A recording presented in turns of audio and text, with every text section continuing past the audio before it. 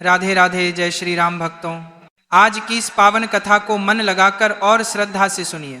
जो भी भक्त प्रेम और भक्ति के साथ राम नाम का स्मरण करता है, भगवान उसकी हर मनोकामना पूर्ण कर देते हैं। इस दिव्य कथा के माध्यम से आपके जीवन में सुख, शांति और समृद्धि का प्रकाश फैले। आपके घर परिवार में प्रेम, सद्भाव और मंगल की वर्षा हो। भक्तों, अगर आपको हमारी यह पावन कथा पसंद आए तो हमारे चैनल को सब्सक्राइब अवश्य करें। लेकिन कहते हैं ना, चोर के संग खड़े हो गए तो कहलाओगे चोर। कर्ण बहुत अच्छे थे, कर्ण बहुत अच्छे थे, बहुत बड़े दानी थे, लेकिन कर्ण खड़े किन के साथ थे? गलत लोगों के साथ। कर्ण अच्छे थे पर खड़े किन के साथ थे? जो एक नारी का अपमान करने वाले थे, जो एक नारी की इज्जत लूटना चाहते थे, जो एक नारी को जलील करना चाहते थे, जो न्याय करना नहीं जानते थे, जो मनमाना करते थे। कर्ण इतने अच्छे थे पर खड़े किसके साथ थे? गलत लोगों के साथ। इसलिए गलत लोगों के साथ खड़े होने से कर्ण की इज्जत जितनी अर्जुन की होती है उतनी कर्ण की नहीं होती, जबकि ना उनका पराक्रम कम था। अरे कर्ण भी तो बहुत बड़े पराक्रमी थे, योद्धा तो थे ही और धर्मात्मा भी थे। तो ना पराक्रम के काम आया उनका, ना धर्म काम आया। अधर्म किया तो अधर्म से ही मरना पड़ा उनको। नहीं, क्योंकि खड़े किसके साथ थे? दुर्योधन के साथ। और जबकि पांडवों के पास कुछ भी नहीं था। ये तो 12 साल का वनवास काट के आए थे ना, 12 साल पांडव वनवास काट के आए, 1 वर्ष का अज्ञातवास काट के आए। इनके तो खाने का जुगाड़ भी नहीं था बढ़िया सा। बोलो हाँ, रहने का ठिकाना नहीं था, ना रहने को घर, ना खाने को रोटी, ना पहनने को कपड़े। लेकिन ये खड़े किन के साथ थे? कृष्ण के साथ, भगवान के साथ खड़े थे पांडव। तो देखो, महाभारत जीत गए। जबकि पांडवों की तो सेना में दम नहीं था। क्या सेना थी? कौरवों की सेना से आधी भी तो नहीं थी पांडवों की सेना। जबकि कौरवों की सेना में तो श्री कृष्ण की सेना भी सम्मिलित थी, नारायणी सेना। कौरवों की सेना में तो गुरु द्रोणाचार्य थे, वो गुरु द्रोणाचार्य जिन्होंने अर्जुन को गांडीव पकड़ना सिखाया। उस सेना में तो वो थे पितामह, जिनको मारने वाला कोई दुनिया में था ही नहीं। इच्छा मृत्यु का वरदान था, जब अपन मरना चाहे तब मरेंगे, नहीं कोई मार ही नहीं सकता। ऐसे पितामह का सामना कोई नहीं कर सकता था। परशुराम जी भी इनसे संतुष्ट हो गए युद्ध करके, परशुराम जी। तो फिर और अर्जुन में क्या दम थी साहब? अर्जुन में क्या दम थी?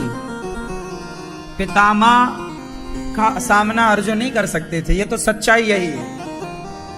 अर्जुन का पलड़ा वो तो कृष्ण के होने से भारी हो गया। महाभारत में यदि कृष्ण ना होते तो अर्जुन और पांडव क्या महाभारत जीतने की स्थिति में थे? उत्तर थे नहीं। कोई नहीं जिता सकता था पांडवों को यदि कृष्ण ना होते तो।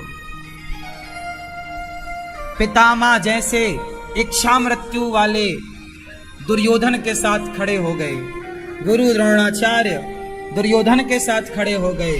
जब आप गलत के साथ खड़े हो जाते हैं तो आपका धर्म, आपका बल अपने आप कमजोर हो जाता है, आधा तो खत्म, क्योंकि आप खड़े गलत के साथ। और यदि आप सही के साथ खड़े तो आपकी शक्ति डबल हो जाएगी। जैसे पांडवों का बल डबल हो गया क्योंकि वो धर्म के साथ थे। और भगवान किसका साथ दिए? कौरवों का क्यों नहीं दिए? क्योंकि कौरव अधर्म के साथ थे, जबकि पांडव धर्म के साथ थे। पर भगवान हमेशा धर्म का साथ देते हैं। इसलिए हम आपसे बस इतना कहना चाहते हैं कि आप धर्म को मत छोड़िएगा। आपका बल पराक्रम अलग है, मायने नहीं रखता। सारे बलशाली धड़ाम गिर गए धर्म के आगे। कौरवों पर धर्म भारी पड़ गया। इसलिए आप खड़े किसके साथ होते? जिसके साथ खड़े होंगे उसके गुण आचरण आप में आ जाएंगे। जब पितामह भीष्म को बाणों की सैया पर लेटना पड़ा तो भीष्म पितामह से सवाल हुआ कि पितामह आप तो बहुत धर्मात्मा थे, धर्म को जानने वाले थे। ये बताओ कि जब द्रौपदी की साड़ी खिंच रही थी तो आपने कुछ बोला क्यों नहीं? कोई प्रयास क्यों नहीं किया? कुछ तो कहते ना। मैया, ओ मैया, मैया, हो गई पंचायत। मैया राम राम, सुन लो मेरी माँ। मुंह उंगली उठाओ अपनी, यहां रखो, यहीं रखना मेरी माँ। तो पैटार सुनो मेरी माँ। ना तुम खुद सुन रही हो, ना वो लाल मैया को सुनने दे रही हो। कोई बात नहीं। ये तुम्हारी ननद लगती है क्या? ननद भौजाई हो क्या? महाभारत की कथा चल रही है, चलो लड़ लो जरा दोनों। टुप टाप रह लो, टुप ही टाप।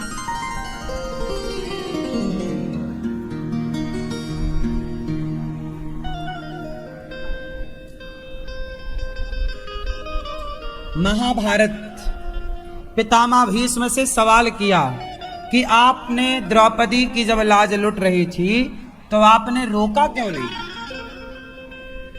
बचाया, कुछ तो कहा होता। आपके पास पराक्रम था। दुशासन जैसे तो आप मसल सकते थे दुशासन को यहां से।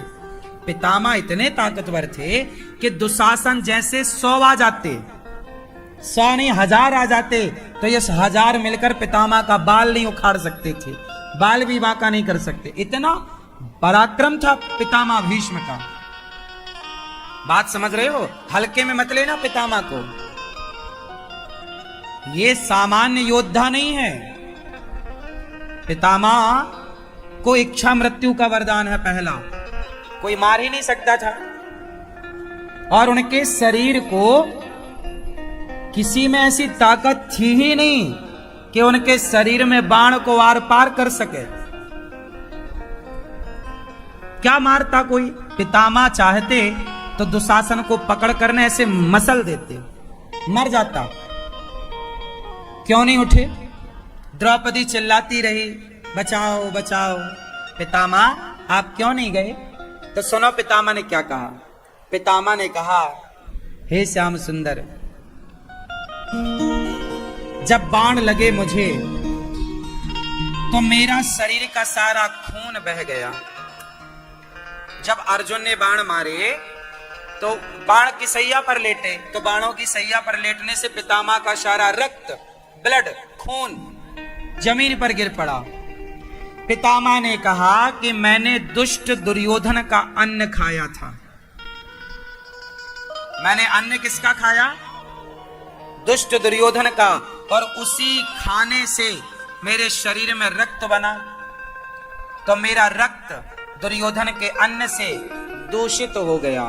और जब रक्त दूषित हुआ तो मेरी बुद्धि भी दूषित हो गई। इसलिए मुझे वहां पर धर्म और अधर्म समझ नहीं आया, इसलिए मैं चुप रहा। एक बात बताएं, एक कहावत तो सुनी होगी कि जैसा खाए अन्न वैसा रहे मन। पितामह जैसों की बुद्धि दुर्योधन जैसे पापी के अन्न खाकर बिगड़ गई, तो आप गलत अन्न खाओगे और आपकी हमारी बुद्धि बिगड़ जाए तो इसमें कोई आश्चर्य ना मान लेना। आज समाज की बुद्धि भ्रष्ट क्यों है? क्योंकि गलत अन्न खा रहे हैं, गलत खा रहे हैं, बेईमानी का खा रहे हैं, चोरी का खा रहे हैं, डाका डालकर खा रहे हैं। आजकल तो आदमी को जैसा मिल जा रहा है वैसा खा रहा है। लोग ये नहीं देखते कि हम जो कमा रहे हैं वो पैसा धर्म से आ रहा है या अधर्म से, बस आ रहा है, आने से मतलब है। इसलिए आज लोग, आपके पास खाने को बहुत है लेकिन आपके पेट में आज भूख ही नहीं है, पच ही नहीं रहा। पहले के लोग तो बढ़िया साग रोटी खाते थे, दवा के 10 रोटी, और 90-100 साल तक जीते थे। और आज तुम बादाम काजू पिस्ता खा के भी 60-65 पे निपट रहे हो। बोलो हाँ, सही है। इसलिए आज का अन्न दूषित है। इसलिए पुराना एक रिवाज था कि लोग सबके हाथ का नहीं खाते थे, उसी के हाथ का खाते थे जिसका आचार विचार पवित्र हो। यदि दुर्योधन का अन्न मैं भी खाऊं तो मेरी भी बुद्धि दुर्योधन जैसी हो जाएगी, मेरी बुद्धि भी कैसी होगी। और मैं अर्जुन का अन्न खाऊं तो मेरी बुद्धि भी अर्जुन जैसी हो जाएगी। अर्जुन का अन्न खाने वाले की बुद्धि अर्जुन जैसी, और दुर्योधन का अन्न खाने वाले की बुद्धि दुर्योधन। इसलिए आप लोग तो कहीं भी जाते हैं, सब जगह दिन भर बस चरते हैं। आप लोग खाते नहीं हैं, चरते हैं। हाँ या ना? जो मिल जाए वो चरने लग जाएंगे, जो मिल जाए। तुम किसी के भी हाथ का खा रहे हो, पता नहीं वो नहाया है कि नहीं, वो शुद्ध है कि नहीं, वो पवित्र है कि नहीं। सुनो, जब हम भोजन करते हैं तो सिर्फ भोजन नहीं करते, भोजन में भोजन बनाने वाले के गुण भी प्रवेश करते हैं। ये बात सही है कि नहीं? क्यों ये बात सही है कि गलत है? बता दो। आप कह दो कि गलत है तो मैं भी कह दूंगा कि गलत ही है। भोजन जो बनाता है उस बनाने वाले के भाव, वाइब्रेशन उसमें प्रवेश करते हैं कि नहीं, नेगेटिव या पॉजिटिव, नकारात्मक या सकारात्मक। बोलो हाँ, बोलो। इसलिए पहले के लोग खान पान बड़ा पवित्र रखते थे।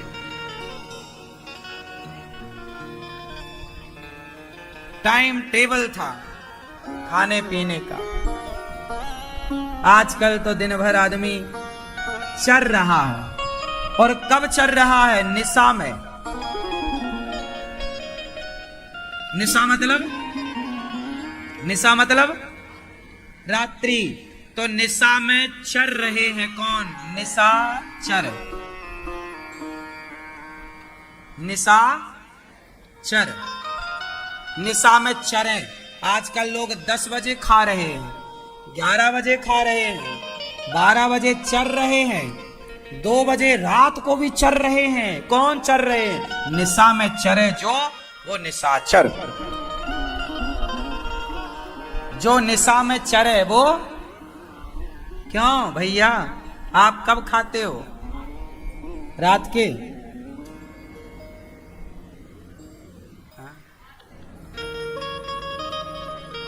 मैया आप कब खाती हो? मेरी माँ। क्यों आप कब खाते हो लाला?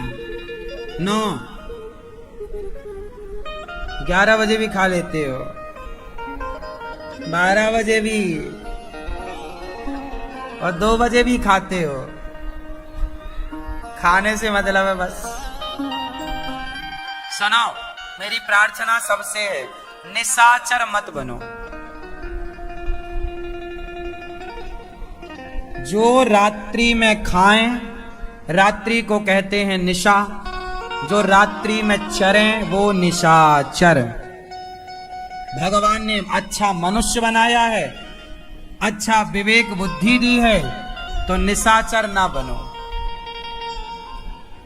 भोजन कितनी बार करना चाहिए? 2 बार खाओ, 3 बार खाओ, 4 बार खाओ, इससे मतलब नहीं है, पर रात के सूर्यास्त होने के बाद मत खाओ। सूर्यास्त होने के पहले ही खा लो। शाम को खा लो 5 बजे। अभी वृंदावन आए हो तो 6 बजे तक तो कतई है, पर 7 दिन बाद फॉलो कर लेना। एक नियमावली बनाओ अपने लिए। सुखी रहना है तो, और नहीं रहना तो सब ठीक चल रहा है, फिर सब सही है, दूध दही सब सही है। लंबा जीना है, स्वस्थ रहना है, मनुष्यों जैसी हरकतें करना है, तो आचरण गुण मनुष्यों के हो। चिड़िया कितने बजे खाती है? 9 बजे आपने किसी चिड़िया को खाते देखा? शाम होती उड़कर अपने घोंसले की तरफ। जानवर हैं वो, पक्षी हैं वो, लेकिन वो पक्षी भी नियम को फॉलो कर रहे हैं। हाँ या ना? प्रकृति में एक मनुष्य को छोड़ दो तो हर जीव जंतु सूर्यास्त के बाद मुंह बंद कर लेते हैं। गैया दिन भर खाएगी, शाम को पगुराएगी, जुगाली करेगी। क्यों? जंगल में रहने वाला जीव जंतु भी ये फॉलो करता है। चिड़िया भी शाम होती उड़कर अपने घोंसले की तरफ। दिन भर आप खाओ, दिन में खाओ, रात को नहीं। तो हमें निशाचर नहीं बनना। पितामह जैसों की बुद्धि गलत खान पान से बिगड़ गई। इसलिए जो खाओ पहले तो ईमानदारी से कमाओ, और वह कमाई का प्रसाद प्रभु को भोग लगाओ, और फिर प्रसाद पाओ, सुंदर प्रसाद। श्री सुखदेव भगवान कहते हैं, मनुष्य का धर्म है सत्य बोलना, दया करना। इसलिए भगवान के अवतार 24। कितने अवतारों की चर्चा है? 24 अवतारों की चर्चा। महाभारत व्यास जी ने 17 पुराण लिखे। अंत में भागवत जी नारद जी के कहने पर कहा, दासी पुत्र थे नारद जी, भगवत कृपा हुई, ब्रह्मा पुत्र हुए। व्यास जी ने भागवत जी की रचना की। भागवत क्यों लिखी व्यास जी ने? भागवत किसने लिखी?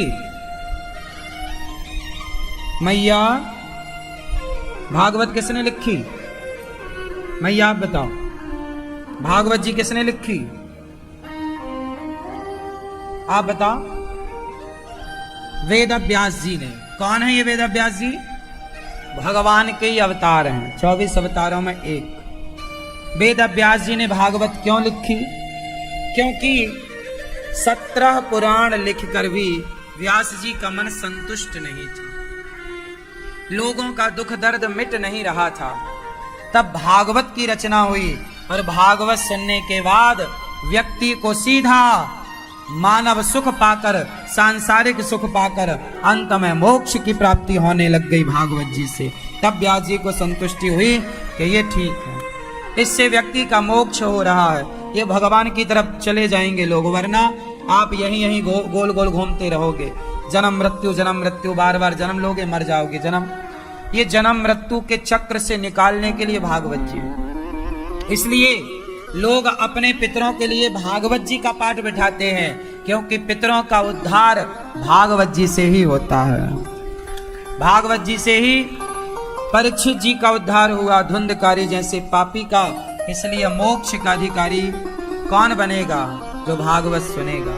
इसलिए भागवत सबको सुनना चाहिए। आप भी अपने जीवन में एक बार भागवत जरूर सुने, और एक बार क्यों, बार बार। आप लोग क्या करते हैं? महाराज जी, हमने एक बार गौदान कर लिया, सारी जिंदगी में तुमने पाप कितने किए हैं? सारी जिंदगी में तुमने पाप कितने किए हैं बताओ? अनगिनत। क्या पापों को आप गिन सकते हो? उत्तर दो। आपने पाप इतने किए कि आप उससे खुद भी आप बैठे तो गिन नहीं सकते, और पुण्य उंगलियों में रखे हैं आपके कि हमने अन्नदान कर लिया, चलो आपने किया, बहुत अच्छा। लेकिन आप यदि लायक हैं तो अच्छे काम को बार बार करना चाहिए। गौदान बार बार, अन्नदान बार बार, भागवत श्रवण बार बार, भागवत बार बार सुनो, सुनवाओ। आपको मैं एक बात और बताऊं, ये जो दास अनिरुद्ध है ना, मैं हर महीने भागवत जी के अपने लिए, अपने आनंद के लिए, मैं अपने पूर्वजों के लिए, मैं हर महीने 12 महीने में 2 बार भागवत जी के पोथी पाठ मैं खुद करवाता हूं अपने लिए। 12 महीने कराता हूं। ये भागवत जी ना सामान्य नहीं, ये भागवत जी एक सुरक्षा कवच है। इसलिए आप अपने बच्चों के लिए भी करा सकते हैं भागवत जी, आप अपने पत्नी जीते जी, आप जो चले गए उनके लिए तो आप करा ही सकते हैं, पर आप अपने जीते जी बच्चों के लिए भी करा सकते हैं कि भागवत जी की कृपा से, भगवान की कृपा से ये बच्चे खूब कामयाब हों, खूब सफलता को पाएं, है ना, और हमारे पितृ दोष भी समाप्त हो जाए। तो भागवत जी आप अपने जीते जी सुन लो। मृत्यु के बाद तो फिर है ही कि बच्चे, देखो मृत्यु के बाद तो ऐसा है कि बच्चे कराएं तो अच्छा भी है, बच्चे करा रहे हैं अपने माँ बाप के लिए, अच्छा है, पर सारे बच्चे थोड़ी कराते हैं। अब आपके गांव में, आपके शहर में, आपकी गली में, आपके मोहल्ले में कितनों के माँ बाप मर गए, पर कितनों ने कराया? गिनो आप उंगलियों में, तो 1000 में कोई एक बेटा होता है जो कराता है। आप जैसे अच्छे लोग ही करवाते हैं, वरना बहुत लोग तो नहीं कराते, कुछ भी नहीं करते। केवल 13वीं हुई, 13वां हुआ, मरने के बाद 13वीं में 13 ब्राह्मण खवाए, लोगों को खवाया, खत्म। उसके बाद ना कोई बाप की तिथि पे कोई काम करता। आज बहुत लोगों को तो यही नहीं पता कि उनकी माँ की मृत्यु किस तिथि पर हुई है। बहुतों को तो यही नहीं पता कि उनके पिता की मृत्यु किस तिथि पर हुई। अपने माँ बाप की पुण्य तिथि तक तो समाज भूल गया। आप जैसे कुछ अच्छे बच्चों को सब याद है, लेकिन बहुत सारे आप पूछ लेना अपने पड़ोसियों से कि भाई साहब तुम्हारी माँ गुजरी थी तो बताओ वो तिथि क्या थी, वो नहीं बता पाएगा। वो तारीख तो याद शायद होगी उसे, लेकिन तारीख से तो श्राद्ध नहीं होता ना, श्राद्ध तो तिथि से होता है। इसलिए अपनी माता की तिथि पर, उस तिथि मतलब जैसे किसी की माँ पंचमी को या अष्टमी को किसी की मृत्यु हुई, तो पंचमी आए, पंचमी तिथि आए, तो पंचमी तिथि को, ये पितृपक्ष में जो पंचमी आएगी तो उसमें तो आप करेंगे, लेकिन हर साल की, जैसे किसी का पिता गुजर गया भाद्रपद मास के शुक्ल पक्ष की षष्ठी को, भादों का महीना शुक्ल पक्ष था और षष्ठी तिथि थी। अब जब भी वो भादों की षष्ठी आएगी, जब तक आपका प्राण है तब तक आप वो तिथि पर 2 ब्राह्मणों को, कन्याओं को, दीन को, दुखी को कुछ ना कुछ उस तिथि पर अपनी माँ, पिता, दादी, दादा के नाम करते रहो। आप नहीं है घर पर और वो तिथि आई तो बच्चों से बोल दो कि बेटा अपनी दादी के लिए जरा ये काम कर लो। तुम जहां हो वहीं से अपनी माँ को, पिता को स्मरण कर लो। जहां हो, आसपास गौशाला है तो चले जाओ गौशाला, जरा चारा डाल के आ जाओ माँ के नाम से। आजकल ये कौन कर रहा है साहब, कहाँ कर रहे हैं? तिथियां नहीं भूलनी चाहिए अपने माँ बाप की। ये हर पुत्र का कर्म है। जब आप करोगे तो आपकी संतान भी ये सब देखेगी, और यही संस्कार है कि जब आप अपने माँ बाप के लिए सदा करोगे तो आपकी संतान देखेगी कि मेरे पिताजी अपने माँ बाप के लिए सब करते हैं, तो मैं भी अपने माँ बाप के लिए सब करूंगा। यही परंपरा है। और घट क्या रहा है? यदि कोई तुम्हें कहे कि तुम तो अंधविश्वास कर रहे हो, ये तो सब पाखंड है, चलो तुम्हें कोई पाखंडी कहे भी तो भैया तुम दो लोगों को भोजन ही तो करा रहे हो, इसमें नुकसान क्या है? तुम चोरी थोड़ी कर रहे हो, तुम किसी के साथ गलत थोड़ी कर रहे हो। तुम यदि उस बाप की माँ की तिथि पर किसी भूखे को भोजन करा रहे हो तो गलत क्या है इसमें? पक्षियों को दाना डाल रहे हो तो गलत क्या है भाई? किस एंगल से तुम्हें गलत लग रहा है? तुम अपने माँ के नाम से भागवत जी का पोथी पाठ बिठा रहे हो, गलत क्या है? ओ लाला, वो मैया को देखना जरा, मैया सोने दो भैया, सो लो मेरी माँ।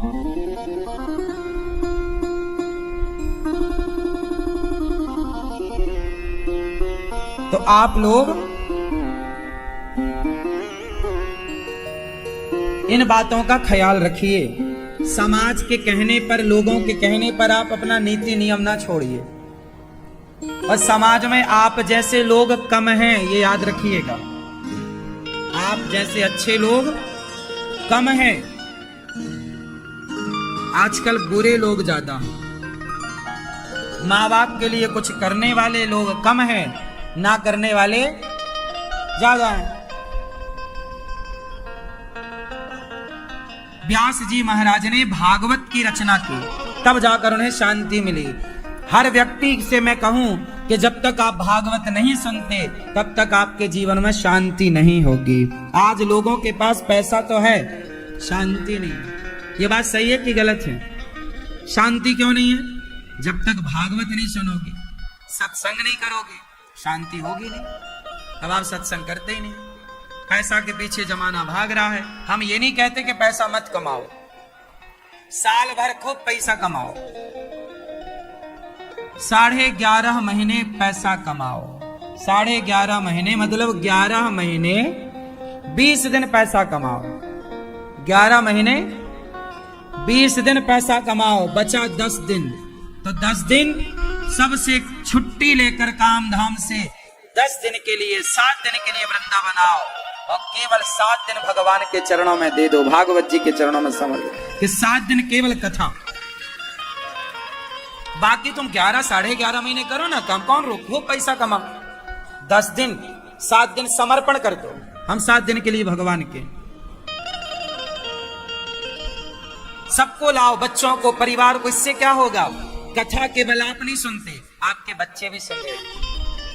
इतना सा ही सही सीखेंगे, कुछ नहीं सीखेंगे तो भागवत, वो बच्चों से कहेंगे हम वृंदावन गए थे भागवत सुनने, भागवत का नाम तो रट लेंगे। जितनी उनकी उम्र है उतना तो सीख लेंगे। और आप जुड़े रहे तो गारंटी मेरी है ये बच्चे संस्कार यहीं से पाएंगे। इसलिए 7 दिन का समय निकाल कर वृंदावन आओ, प्रेम से भागवत की गंगा में डुबकी लगाओ। 7 दिन समर्पण। समय आप कहते हैं जी हमारे पास समय नहीं है। समय किसके लिए नहीं? आप अपने लिए समय ना निकालकर नुकसान अपना ही कर रहे हैं। समय निकालो, होता नहीं है समय, निकालना पड़ता है। व्यास जी ने भागवत जी की रचना महाभारत के कुछ, बोलो हाँ कि ना,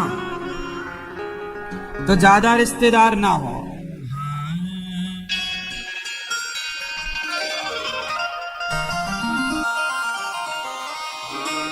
हमारे दो ही रिश्तेदार, हमारे दो ही रिश्तेदार,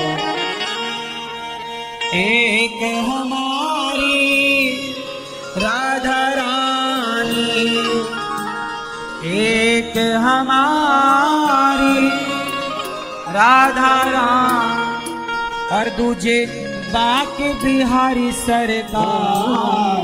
हमारे दो ही रिश्तेदार, हमारे दो ही रिश्तेदार। क्यों मेरी माँ? आपके कितने? हमारे तो हमारे दो ही रिश्तेदार,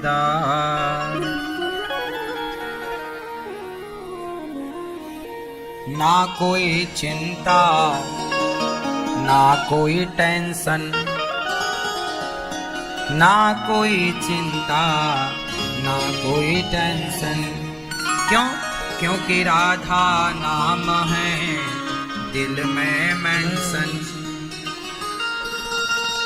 ना कोई चिंता ना कोई टेंशन, राधा नाम है दिल में मेंशन। ना कोई चिंता ना कोई टेंशन, राधा नाम है दिल में मेंशन। भरी सभा में कह सकते हैं, भरी सभा में कह सकते हैं, आई लव यू सरकार। हमारे दो ही रिश्तेदार, हमारे दो ही रिश्तेदार, हमारे दो ही रिश्तेदार, हमारे दो ही रिश्तेदार। तुम्हारे कितने रिश्तेदार, तुम्हारे कितने? बताओ मेरी माँ, तुम्हारे कितने?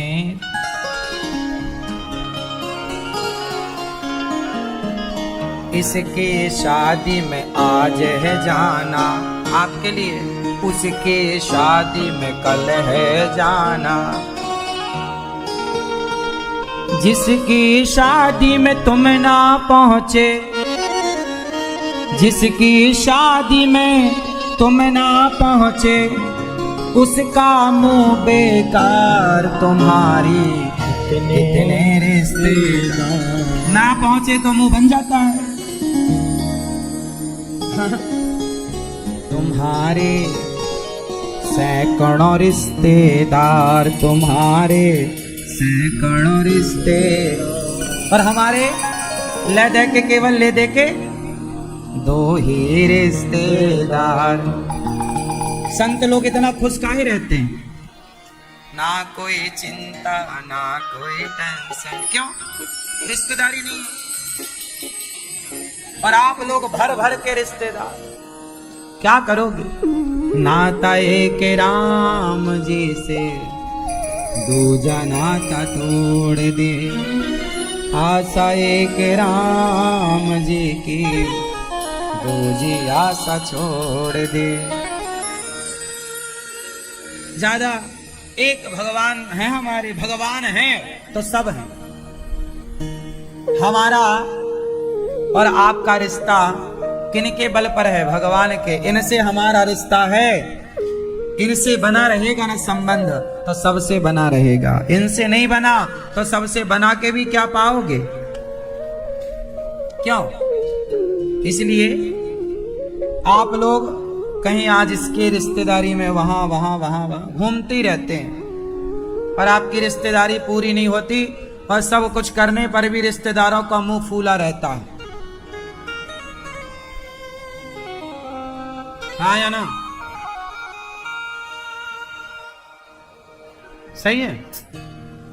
इसलिए जितना तुम रिश्तेदारों को मनाते हो, रिझाते हो, इतना भगवान को रिझाए होते तो शायद भगवान अब तक रीझ जाते।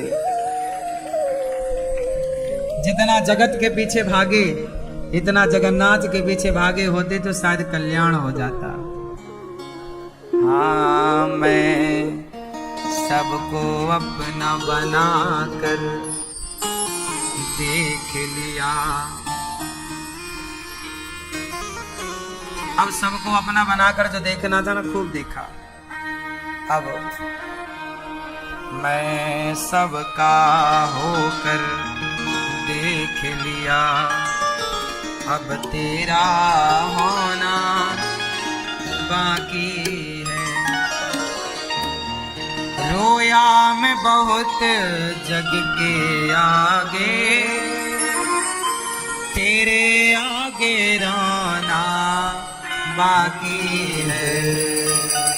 रोया मैं बहुत जग के आगे, तेरे आगे रोना बाकी है, मैं सबका होकर देख लिया, एक तेरा होना बाकी है,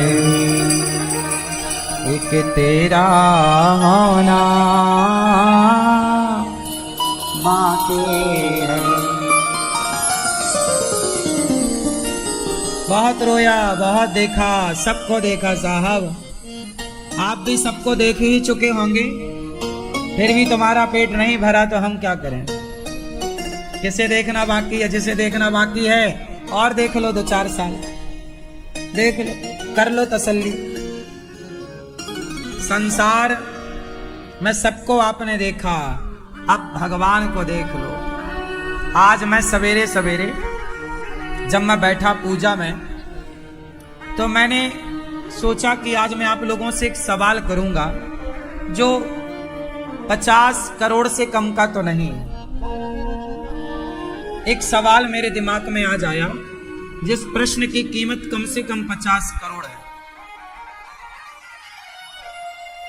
वो सवाल आज मैं आपसे पूछूंगा 50 करोड़ का, उत्तर देना है, दे सको तो, वरना हम आपको देंगे। एक सवाल है, सबसे ज्यादा सुख किसमें है? ऑप्शन, खाने में, सोने में, संसार के भोगों में, या भगवान के ध्यान में।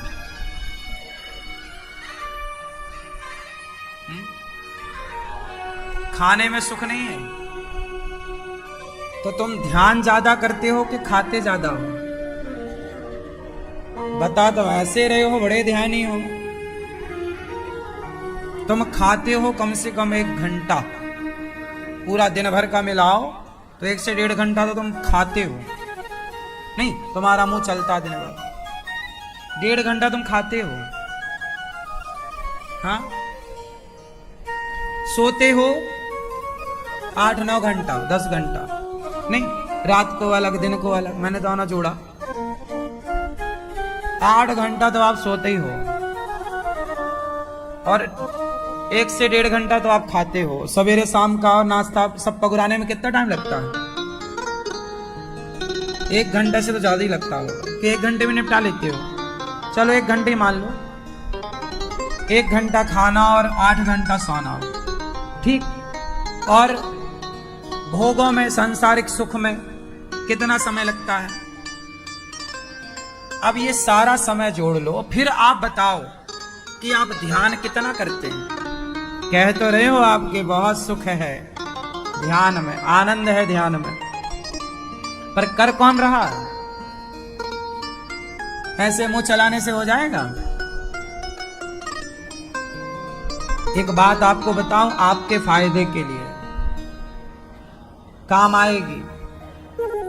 संसार का कोई भी सुख इतना सुख नहीं देता, संसार का कोई भी आनंद इतना आनंद नहीं देता जितना आनंद जब आप नेत्र बंद करें या खोल के रखें। ये बिल्कुल जरूरत नहीं है कि आप आंखें बंद करें, आप आंखें खोलें और बस भगवान के बारे में सोचें कि भगवान की बिहारी जी, ये आंखें बंद करें, भगवान के बारे में सोचें कि बिहारी जी की आंखें कैसी हैं, बिहारी जी के कान कैसे हैं, गाल, उनका हृदय, उनके चरण कैसे हैं, किस तरह उन्होंने गिरिराज जी को उठाया होगा, किस तरह एक उंगली पर पूरा गिरिराज जी होगा, गिरिराज जी होंगे, और किस तरह ग्वालवाल उस गिरिराज जी की छाया पर खड़े होकर प्रभु को टुकुर टुकुर देख रहे होंगे।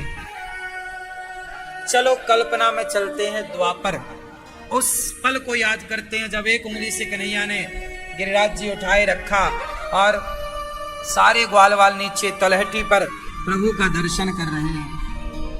आप बैठे हैं और ध्यान किसका कर रहे हैं? भगवान का, गिरिराज जी का, ग्वालवालों का। गाय आ रही है और कन्हैया के पांव को चाट रही है। मैया यशोदा कहती हैं, लाला आज 4 दिन है गए ताने कछु खायो नाए, ने कछु खाई तो ले लाला। मैया खाए भी की जरूरत ना है, तुम सबको प्यार मौको मिलते रहो है। तुम सबन के प्यार की भूख है मोको, कछु खाइबे पीबे की भूख है का? भैया मोको भूख नहीं लगी लाला, आज 6 दिन है गए तने कछु खायो ना है लाला। वाह, जरा भाव बनाओ कि ठाकुर का आप दर्शन कर रहे हैं, श्याम सुंदर का ध्यान करो। जैसे लक्ष्मी जी पांव दबाती हैं ना भगवान के, आप लक्ष्मी जी भगवान के एक चरण को दबाती हैं, एक पांव खाली है, किसके लिए? हमारे लिए। ऐसा भाव बनाओ कि हम वैकुंठ में भगवान के चरण सेवा कर रहे हैं, यही तो ध्यान है। इसके लिए चाहे आंखें खुली हो चाहे आंखें बंद हो, बस आप पहुंच जाएं वैकुंठ। इमेजन भाव, हमारा मन चला जाए। मैं आपसे बातें कर रहा हूं अभी, इस समय में आपसे जो कह रहा हूं वो कहते हुए भी मैं भी चरण भगवान श्रीमन नारायण के ही दबा रहा हूं, मेरा मन दबा रहा है चरण। ये ध्यान है, आंखें खुली हो बंद हो क्या फर्क पड़ता? आंखें खुली हो या हो बंद, दीदार तेरा होता है। भगवान का दीदार तो खुली आंखों से भी हो सकता है।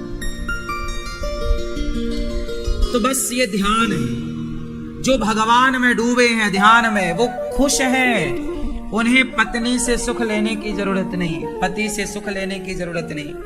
आप लोगों को क्या लगता है, एक बेटा मिल जाए तो हम सुखी हो जाएं?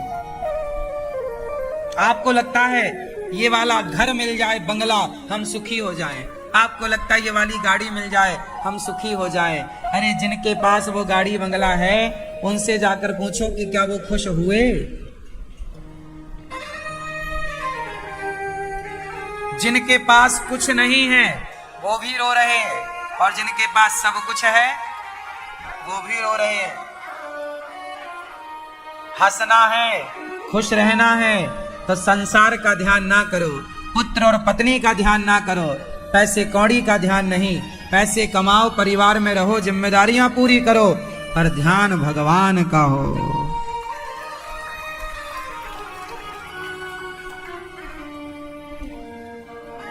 ध्यान भगवान का, ईश्वर से कनेक्ट हो जाना ही सबसे बड़ा सुख है ना? ईश्वर से डिस्कनेक्ट होना ही सबसे बड़ा दुख है। सिंपल। आज मैं सवेरे बैठा तो मेरे दिमाग में ये सवाल आया कि आपसे पूछूंगा, और आप लोगों ने बताया। ये करोड़ों की बातें हैं जो हम आपसे कह रहे हैं। सुख आज सारा संसार क्या ढूंढ रहा है? ये लड़के, अच्छा ये बताओ, चरस लोग लेते हैं, चरस नाम का एक नशा होता है मेरी माँ। शराब एक नशा है, शराब पीते हैं लोग। शराब पी के ना वो क्या करते हैं, शराब पी के बस दिमाग शून्य हो जाता है, कुछ ध्यान रहता नहीं है, उन्हें लगता है अच्छा हुआ, कुछ याद नहीं है, भूल जाते हैं थोड़ी देर के लिए टेंशन वगैरह, दिमाग शून्य हो जाता है, दिमाग काम करना बंद कर देता है। भाई शराब क्या है? शराब एक प्रकार का, जैसे आप एक इंजेक्शन लेते हैं रीढ़ की हड्डी में जब ऑपरेशन होता है, वो इंजेक्शन आपको शून्य कर देता है, उसके बाद डॉक्टर चीरा फाड़ी करता है, आपको कोई दर्द नहीं होता। ऐसे शराब, सीधा शराब पेट में तो जाती है लेकिन वो सीधा पेट से मस्तिष्क में पहुंच जाती है। शराब कहां जाती है बताओ? शराब किस तरह काम करती है बोलो? शराब पीने वालों को भी शायद ये बात पता नहीं होगी, लेकिन हम लोग हर चीज पर रिसर्च जरूर करते हैं। शराब पेट में तो जाती है पर पेट से मस्तिष्क में जाकर मस्तिष्क को शून्य कर देती है, सोचने और समझने की शक्ति को सुला देती है। इसलिए शराब पीकर कोई भी शराबी कभी सही डिसीजन नहीं ले सकता, निर्णय नहीं ले सकता। और शराबी को आपने देखा होगा, वो सीधा चल भी नहीं सकता, लड़खड़ाता हुआ, क्योंकि उसका दिमाग सोया है, तो वो लड़खड़ा रहा है। उसको जो मार्गदर्शन करने वाला हमारा मस्तिष्क होता है सोया, शराब ने सुला दिया। ऐसे ही मेरी माँ, अब बताओ कि तुम शराब के नशे में डूबते हो, मैं तुम्हें कृष्ण के नशे में डुबा सकता हूं, ध्यान के नशे में। शराब का नशा तुम्हें कितने, क्यों आप में से कोई शराबी है? कितने घंटे चढ़ती है शराब भाई? बढ़िया वाली शराब, क्यों है कोई आप में से? पिवक्कड़ आप पीते हैं? आपसे पूछ रहे हैं। हाँ, शराब पीते हैं? नहीं पीते हो भैया? सही, कभी कभी तो पीते हो, कभी नहीं। चलो अच्छा। कितने घंटे चढ़ती है शराब? पीते हैं ना कभी कभी? नहीं। अच्छी वाली शराब कितने घंटे चढ़ती होगी भाई बताओ हमें, हम पूछ रहे हैं आपसे। फिर हम एक बात बताएंगे आपको। मैंने सुना है शराब का नशा ज्यादा से ज्यादा 8 घंटे 10 घंटे होता। क्यों, ये बात सही है क्या? सुना है मैंने, सही है? आप अब तो बाकी शराबी ही बता सकता है, लेकिन मैं आपको एक बात बताऊं, शराब का नशा अधिक से अधिक आपको 12 घंटे नशा में ले जा सकता है। और ये नशा क्या कि दिमाग शून्य हो गया। अरे बात तो तब बनेगी जब दिमाग भी एक्टिव हो और शराब पीने से करोड़ों गुना ज्यादा मजा आ जाए, सुख मिल जाए। वो मजा, वो सुख, वो आनंद। शराब पीकर तो दिमाग शून्य हो गया, वो क्या मजा है? चरस ले ली, अफीम ले ली, चरस अफीम तो आपको बिल्कुल जीरो कर देते हैं, सुला देते हैं। ये एक प्रकार की नींद है, हाँ या ना? नशा, ये नशे में क्या मजा के आपको अरे मजा, आनंद, सुख, सोकर क्या आनंद लोगे?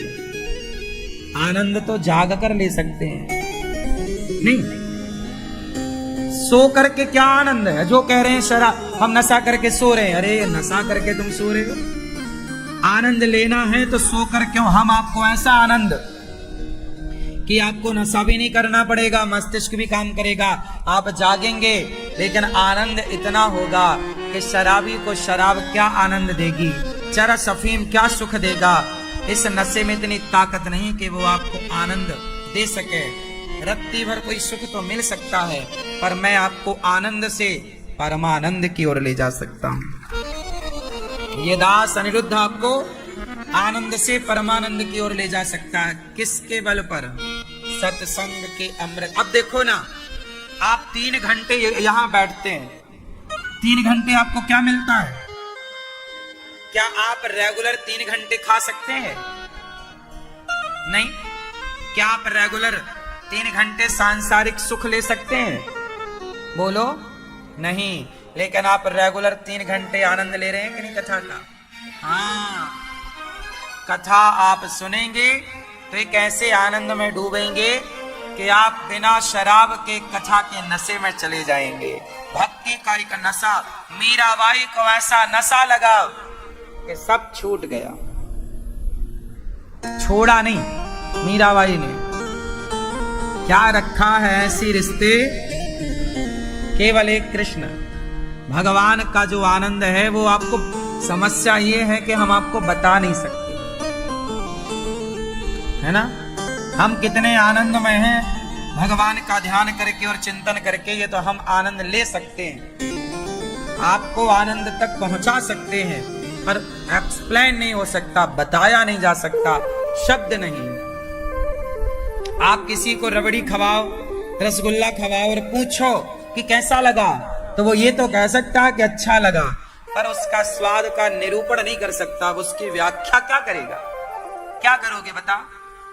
आप लोग जब यहाँ से घर जाओगे, लोग पूछेंगे वृंदावन गए कैसा लगा, आप ये कहोगे बहुत अच्छा लगा, बहुत मजा आया, बहुत सुख मिला, बहुत आनंद मिला, लेकिन आप इतनी तो कह के चुप हो जाओगे और बता क्या सकते हो? आनंद जो है ना, बताया ही तो नहीं जाता। कैसे बताओगे? चलो बताओ, करो व्याख्या। जो आया आपको सुख इन 7 दिनों में, या अभी दूसरा दिन चल रहा है, क्या इस सुख का कोई शब्द है? शब्द क्या है? बहुत मजा आया, बस एक सेंटेंस, एक लाइन, बहुत अच्छा लगा, बहुत मजा आया, बहुत आनंद हुआ, बस बहुत बहुत बहुत आनंद आया, यही तो कहोगे। और क्या कहोगे? क्या बता सकते हो कि कैसा आनंद आया? नहीं बता सकते। बस वही है कि भगवान के ध्यान में जितना आनंद है वो लिया तो जा सकता है, वो औरों को बताया नहीं जा सकता, औरों को ध्यान कराया जा सकता है। इसलिए ध्यान बहुत जरूरी है, लेकिन आप लोग ध्यान नहीं करते।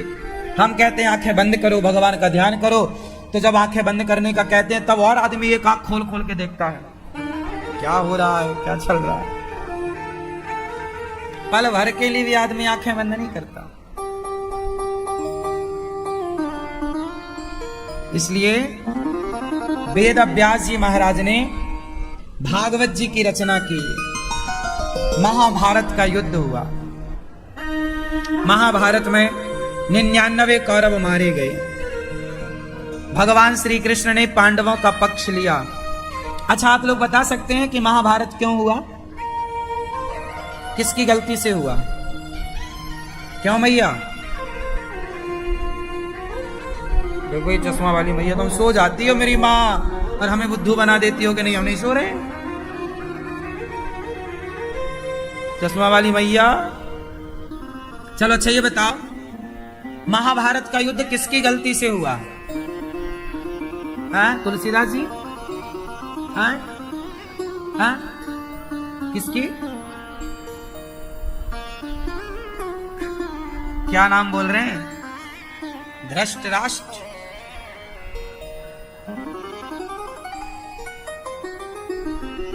किसकी गलती से हुआ? द्रौपदी। ये मैया बोल रही है द्रौपदी की गलती से।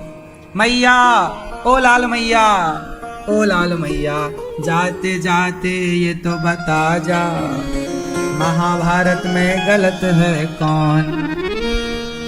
किसकी गलती से हुआ महाभारत बताओ? जाते जाते बता दो मेरी माँ। लाल मैया बताओ किसकी गलती से महाभारत हुआ? नहीं, पूरा सुनती नहीं हो मेरी माँ। जल्दी जाना है? कहाँ जा रही हो मेरी माँ? जा रही हो घर? लाल मैया कहाँ जा रही हो? घर? अच्छा, सहेली जा रही हैं। अच्छा जाओ जाओ, टाटा।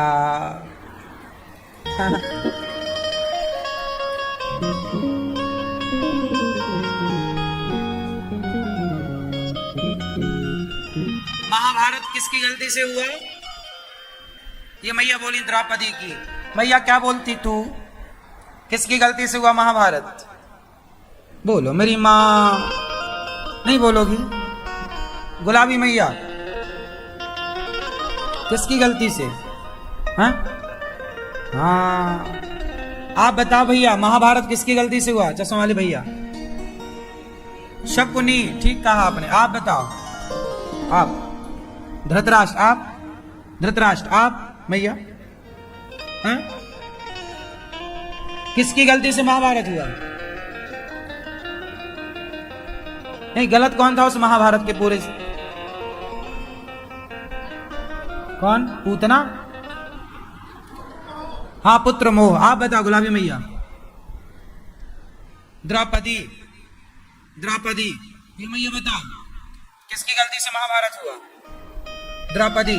आप बताओ। बहुरिया बताओ बेटा, किसकी गलती से हुआ? है?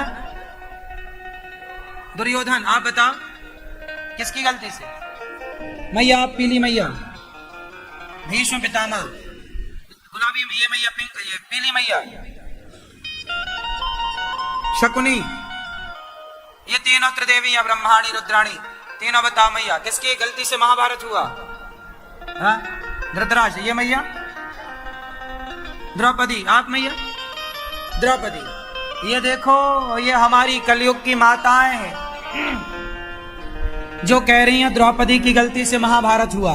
इन्हें द्रौपदी की गलती तो दिख रही है, दुशासन की बिल्कुल गलती नजर नहीं आ रही है। शकुनी की और दुर्योधन की गलती नजर नहीं आ रही है। हमने अभी थोड़ी देर पहले क्या कहा कि स्त्रियों को स्त्रियां ही दुख देती हैं। द्रौपदी मैया मिलेगी तो तुमसे बात जरूर करेगी, हाँ, कि मैंने कहा गलती की। मैं बोल दूंगा द्रौपदी मैया से मिले आप लोगों से। और तुम यहां बैठ के ना कह रही हो द्रौपदी जी की गलती। कहाँ की गलती थी? मिलेगी ना तो बातचीत होगी तरीके से। अरे द्रौपदी माँ ने बस यही तो कहा था कि अंधों के अंधे होते हैं, भाई हमने कहा तुम भी कह लेते। द्रौपदी की इतनी भी बड़ी गलती नहीं थी कि आप भरी सभा में उन्हें निर्वस्त्र करना चाहें। क्यों मैया, क्यों इतनी बड़ी गलती थी क्या? भाई द्रौपदी ने कह दिया कि अंधों के अंधे होते हैं, चलो गलती है, पर गलती है, इस गलती की ये सजा तो नहीं थी कि तुम भरी सभा में कपड़े उतारने लग जाओ। उत्तर दो मैया। ओ मेरी माँ, बुरा लग गया क्या मेरी माँ? बुराई ना मानना, नहीं मिलेंगी द्रौपदी मैया। अच्छा ठीक है, नहीं पूछेंगे, ठीक है। चिंता हो गई, मिलेगी तो क्या कहूंगी। सही है। सुनो, द्रौपदी माँ की गलती इतनी ही तो थी कि अंधों को अंधा कह दिया, दुर्योधन को ताने मार दिए, लेकिन गलती इतनी बड़ी भी नहीं थी कि आप कपड़े उतार दो। आपके हिसाब से क्या है? सही है। इसलिए द्रौपदी ने कहा कि अंधों के अंधे होते हैं। बाद में दुशासन ने कपड़े उतारे।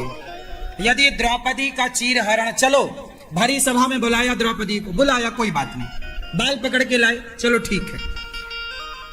द्रौपदी ने अपमान किया था ना दुर्योधन का, तो दुर्योधन भी अपमान करता, वो भी बोलता जैसा उन्होंने बोला, तुम भी बोल देते। भैया बात शब्द की थी ना, तो शब्दों की लड़ाई शब्दों से होती ना भाई, शब्दों की लड़ाई शब्दों से होती, तुम भी बोलते। दुर्योधन ने तो बोला आजा मेरी जांघ में आके बैठ जा। अब आपको कोई कह दे कि अंधे हो, तो फिर वो आपको कहे कि आजा मेरी जांघों में आके बैठ जा, तो बदला तो यही खत्म हो गया, नहीं हुआ भाई। शब्दों से बात थी, तो शब्द तो आपने भी बोल दिए, और आपके दोस्त ने भी बोल दिया, कर्ण ने, कि तेरे तो 5 पति हैं, छठा मुझे बना ले। तो शब्दों से तो हो गया ना हिसाब किताब। क्यों जी, क्या कहते हैं आप? द्रौपदी ने कितने शब्द कहे? अंधों के अंधे ही होते हैं। गिन लो कितने हुए। अंधों के अंधे ही होते हैं। कितने हो रहे हैं? हाँ, जोर से। 9, 6 अंधे। यदि आप मात्राएं ना गिना, शब्द गिन लो। 9 हो रहे हैं। शब्द गिना तो कितने हो रहे हैं? 9। अब देखो द्रौपदी ने 9 शब्द बोले। अब दुर्योधन ने क्या बोला? द्रौपदी मेरी जंघा में आके बैठ जा, आजा मेरी जंघा में आकर बैठ जा, आजा मेरी जंघा में आके बैठ जा। 12 हो गए। फिर कर्ण ने बोला तेरे 5 पति हैं, छठा मुझे भी बना ले। तो 15 शब्द हो गए। तो 9 शब्द का जवाब तो यही खत्म हो गया, नहीं हुआ? हिसाब तो यही बराबर था। कपड़े उतारना, निर्वस्त्र करना, ये सब गलत था। इसलिए महाभारत द्रौपदी की गलती से नहीं। आज भी समाज देखिए, द्रौपदी को ही गुनाहगार ठहरा रही है। क्या दुर्योधन और दुशासन की गलती नहीं है जो भरी सभा में एक महिला के कपड़े उतार रहे हैं? यदि कपड़े ना उतारे गए होते द्रौपदी के, तो महाभारत ना होता। यह बात सही है कि गलत है? क्या कहते हैं आप? यदि कपड़े ना उतारे गए होते तो महाभारत, ये बात सही है मैया? नहीं होता। कपड़े उतारे गए तो महाभारत। पहले तो कपड़े उतारने पर महाभारत होता था, आज तो कपड़ा पहनने को कह दो तो महाभारत हो जाता है।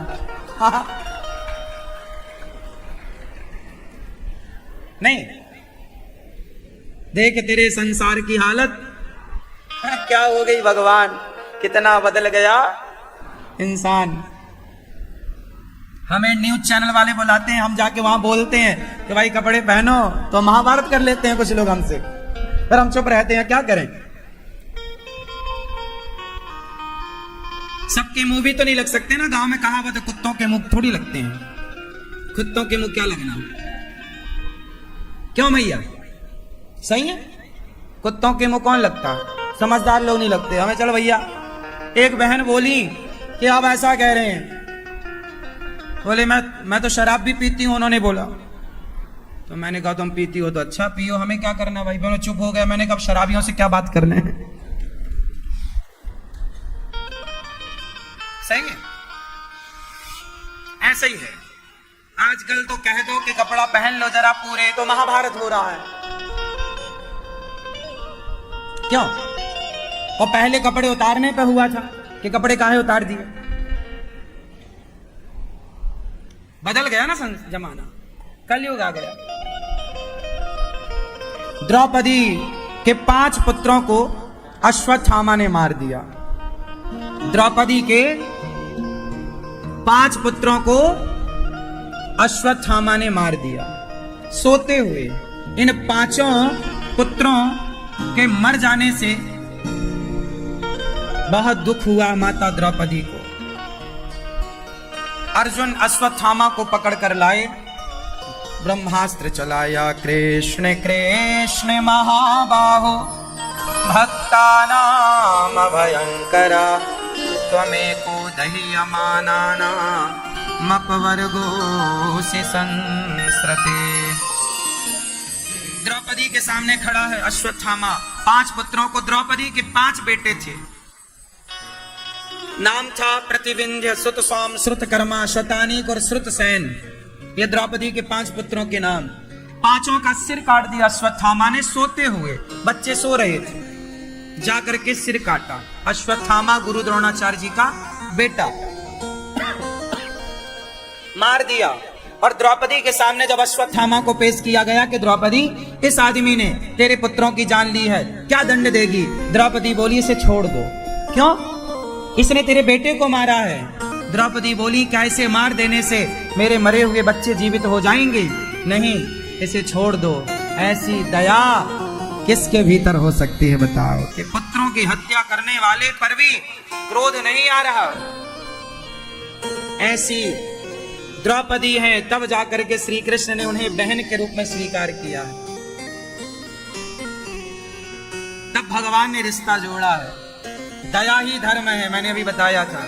जब तक दया ना हो, जैसे माँ, द्रौपदी एक माँ है ना, और माँ तो ये जानती है कि मेरा बेटा कष्ट में हो या तुम्हारा बेटा कष्ट में हो, कष्ट में तो एक बेटा ही है ना। क्यों? मेरा बेटा कष्ट में हो या आपका बेटा, कष्ट में तो एक बेटा ही है। मेरी माँ कष्ट में हो या आपकी माँ कष्ट में हो, कष्ट में तो एक माँ ही है ना। ये मेरी माँ है, ये तेरी माँ है, ये मेरा बेटा है, ये तेरा बेटा है। आज तो ये दृष्टिकोण है कि ये तेरा, ये मेरा, लेकिन उस जमाने में ऐसा नहीं था। जो सज्जन लोग होते थे वो संपूर्ण विश्व को अपना परिवार मानते थे कि भाई तेरा दर्द मेरा दर्द, तेरी पीड़ा मेरी पीड़ा। ऐसा नहीं कि केवल मेरा मेरा मेरा तो अब चल रहा है कलिकाल में। जहां ज्यादा मेरा मेरा तेरा तेरा हो वही तो कलयुग है। जहां तेरा मेरा खत्म हो जाए, सब एक हो जाए, वही तो सतयुग, त्रेता और द्वापर है। बात समझ में आई? हाँ, द्रौपदी एक माँ है, और माँ कभी ऐसी नहीं होती कि ये तेरा और ये मेरा। माँ सबको ममता की नजर से देखती है। माँ सबको प्रेम की दृष्टि से देखती है। हर बेटे को वो बेटा ही मानती है। बात सही है? और जो ऐसा माने वही एक सच्ची माँ है। मेरा बेटा भला हो जाए, तेरे बेटे का बुरा हो जाए, ऐसी धारणा रखने वाली को माँ नहीं कह सकती। मेरे पुत्र ऐसे होते हैं कि माँ बाप का सब कुछ रख तो लेते हैं, पर माँ बाप के लिए 1 रुपए भी वो खर्च नहीं करते। कितने बच्चे तो ऐसे हैं कि माँ दान करे तो बच्चे डांटते हैं कि तुम सारा दान कर दोगी क्या। एक मैया के बारे में मैंने पहले भी आपको बताया कि एक मैया 21,000 रुपए लेकर आई, और वो कहीं कि मैं एक माँ को गोद लूंगी कि मेरे नाम से एक वृद्ध माता को सदा गौरी गोपाल में रोटी मिलती रहे, भोजन मिले, तो मुझे भी उसका पुण्य मिलेगा। तो वो बेचारी जोड़ तंगोड़ के जैसे तैसे 21,000 रुपए लाई। बेटे को पता लग गया कि मेरी माँ 21,000 दान करके आई है, कहीं रसीद देख ली होगी। उसने माँ को इतना परेशान किया कि तुम लेके आओ पैसे, क्या जरूरत थी देने की। दिया हुआ दान बेटे ने इतना परेशान किया कि रोती रोती वो माँ फिर आई वापस। महाराज जी, वो मैंने जो दान किया था क्या आप मुझे वापस कर दोगे? मैंने कहा मैया क्या है? बोले बेटा बहुत परेशान कर रहा है। मैंने कहा ये लो। आपकी इच्छा नहीं है, बेटे की इच्छा नहीं है तो ये रखो, लेकिन आपका भाव था देने का, तो भाव था उसका तो फल मिलेगा, है ना। ये वापस फिर मैंने वापस किए। तो ऐसे भी औलाद है जो दिया हुआ दान भी माँ से वापस करवा लेते हैं कि तुम क्यों दे आई। तो समाज में सब प्रकार के लोग हैं। भगवान करे आप लोग अपनी माँ के लिए जितना कर रहे हैं उसका कई गुना फल भगवान आपको दें, कई गुना सुख शांति समृद्धि आपके घर आंगन में बच्चों की किलकारियां गूंजती रहें, सदा आप और आपका परिवार हंसता मुस्कुराता रहे, कोई भी संकट आपके जीवन में कभी ना आए। यही कवच है, माँ बाप की कृपा का कवच, भगवान की कृपा का कवच, यही काम आता है। इसलिए अच्छे कार्य करना चाहिए। यहाँ बहुत सारे भक्तों ने अपने माता पिता के लिए भागवत जी के पाठ बिठाए हैं। कुछ लोग यहाँ आए, कुछ यूट्यूब पर, कुछ ऑनलाइन घर से ही कथा का श्रवण कर रहे हैं। उनका संकल्प घर बैठे हुआ और भागवत जी का पाठ यहाँ पर चल रहा है। आप आ सके वृंदावन तो आओ, नहीं आ सकते तो घर बैठे ही अपने माँ बाप के निमित्त भागवत जी के पोथी पाठ बिठा सकते हैं। अभी 26 सितंबर से फिर भागवत जी के यहाँ पोथी पाठ बैठेंगे। आप भी 26 तारीख से भागवत जी के पोथी पाठ करा सकते हैं। अभी भी यहाँ 427-28 पाठ बैठे ही हैं, तो आप भी जुड़ सकते हैं और आगे जिस तरह से ईश्वर ने आपको योग्यता दी है, माँ बाप का ऋण उतारने का अवसर है, उतार लो। कल हम लोगों ने कथा में सुना कि धुंधकारी ने अपनी माँ को मारा, पिता को मारा, माँ बाप कुएं में, पिता की तो सदगति हुई, माँ कुएं में कूद के मर गई। दूसरा कोई सताता है ना तो दर्द कम होता है। कहते ना, पिटता तो लोहा भी है, पिटता तो सोना भी है। सोनार के घर में सोने की पिटाई होती है और लोहार के घर में लोहे की पिटाई। आवाज ज्यादा कौन करता है? बोलो, मैया बताएंगे हमारी। आवाज ज्यादा किसमें होती है? जब लोहार के घर लोहा पिटता है तो बहुत आवाज लोहा करता है। सोनार के घर कब पिट जाता है पता ही नहीं लगता, जबकि पिटते दोनों। तो एक बार सोने ने कहा लोहे से, ए लोहा, यार पिटता तो तू भी है, पिटता तो मैं भी हूं, तू चिल्लाता बहुत क्यों? तब लोहे ने कहा, सोना भैया ये बताओ तुम्हें पीटता कौन है? पीटने की जो हथौड़ी है वो काहे की है? सोने को पीटने वाली हथौड़ी काहे की होती है? लोहे की। और लोहे को पीटने वाली हथौड़ी काहे की होती है? लोहे की। लोहा बोला कि तुम्हें दूसरा पीट रहा है, इसलिए तुम्हें दर्द नहीं होता ज्यादा, हमें तो अपना ही पीटता है इसलिए दर्द ज्यादा होता है। लोहे को लोहा ही पीटता है, जबकि सोने को लोहा पीटता है। तो दूसरे सताएं तो कष्ट ज्यादा नहीं होता, दूसरे परेशान करें तो परेशानी नहीं होती, पर जब अपने परेशान करें, अपने सताने लग जाते हैं तो कष्ट ज्यादा होता है। अपनों का दिया दर्द ज्यादा होता है। अपनों ने लूटा है हमें, गैरों में कहां दम था, मेरी कश्ती तो वहां डूबी जहां पानी कम था। कहते हैं अपनों के घाव भरते नहीं, है ना। दूसरा तलवार से मारे ना तो घाव भर जाते हैं, दूसरा गोली से मारे तो शायद गोली के घाव भर जाते हैं। वो घाव जो बनते हैं गोली से, पर वो घाव नहीं भरते जो बनते हैं कड़वी बोली से। गोली के घाव भर जाएं शायद, पर अपनों के द्वारा दिए गए घाव, है ना। जब अपना बेटा, जब अपना पति, जब अपनी पत्नी, जब अपना पुत्र सताता है, धुंधली बेचारी मर गई क्योंकि दूसरों ने नहीं परेशान किया, खुद के औलाद ने, जैसे पाल पोस कर बड़ा किया उसी ने। तो जब अपनों के द्वारा कोई सताया जाए तो बहुत कष्ट पाता है। क्यों? पड़ोसी सता रहा है तो दर्द कम है, पर अपनी औलाद सता रही है तो दर्द, बोलो, पड़ोसी सता रहे हैं और अपनी औलाद सता रही है, कौन सा दर्द ज्यादा होगा? जोर से, हैं? अपने, जब अपने सताते हैं तो दर्द ज्यादा, दूसरों का सताया। और एक बात और सच्चाई ये है, आज समाज में जितना भी दुख देखने को मिल रहा है वो दूसरों के द्वारा ज्यादा दुख मिल रहा है या अपनों के द्वारा? मैं आपसे पूछ रहा हूं, एक स्टडी कर लो, समझ लो। आप बताओ, आप भी तो अनुभव है, संसार में जी ही रहे हैं, कुछ आपका अनुभव बताओ कि आप दूसरों से ज्यादा परेशान हैं कि अपनों से? उत्तर दो, उत्तर दो। इसका अर्थ ये हुआ कि दूसरे तो दुख देते ही नहीं, ना के बराबर, मात्रा होगी भी तो कम। दूसरे तो दुख देते ही नहीं, दूसरों को आपसे मतलब क्या? दुख तो जब भी देगा तो अपना ही देगा। क्यों, बात सही है? बोलो, सही है कि गलत है? साची है कि लवरी है? साची है। सुनो, अब एक और बताओ बात कि स्त्रियों को सबसे ज्यादा दुख देने वाला कौन है?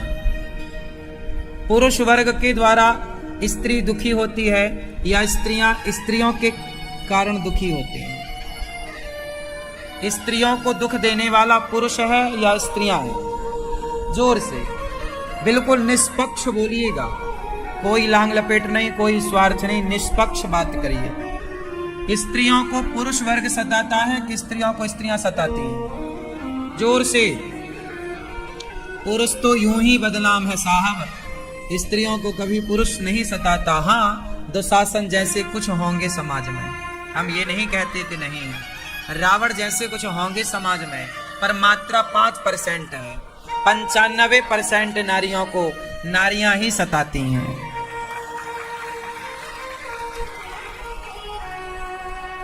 सही है? चाहे वो बहू के रूप में सताए या सास के रूप में, देवरानी के रूप में सताए या जेठानी के रूप में, ननद के रूप में सताए या भौजाई के रूप में, पर सताएंगी यहीं आसपास। क्यों? स्त्रियां, संसार की एक स्टडी, भारत की एक स्टडी आपके सामने रख दूं, एक रिसर्च, 85 और 90% बहुएं कहती हैं कि हमारी सास अच्छी नहीं है, और 90% सास कहती हैं कि हमारी बहू अच्छी नहीं है। सही है? 90% जेठानियां कहती हैं कि बस हमारी देवरानी अच्छी नहीं है, और 90% देवरानियां बोलती हैं कि बस मेरी वाली जेठानी अच्छी नहीं है, तेरी वाली तो बहुत अच्छी है।